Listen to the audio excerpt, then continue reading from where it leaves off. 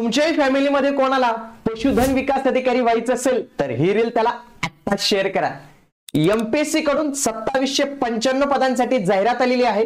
पदाचं नाव आहे पशुधन विकास अधिकारी गट अ।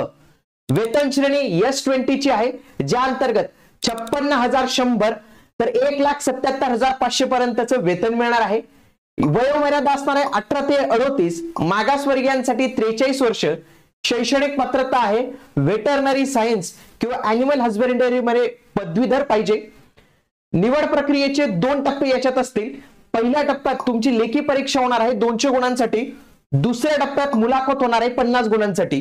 आता याची अभ्यासक्रमाची एक डिटेल पीडीएफ बनवलेली मी ती तुम्हाला शेअर करेल। फक्त ही रील तुमच्या 3 मित्रांपर्यंत शेअर करा आणि कमेंट मध्ये टाइप करा पीडीएफ, लिंक तुम्हाला डीएम करतो। आणि याची ऑनलाईन बॅच पण अवेलेबल आहे। इग्नाइट अकॅडमीचे ऍप्लिकेशन आजच डाउनलोड करा।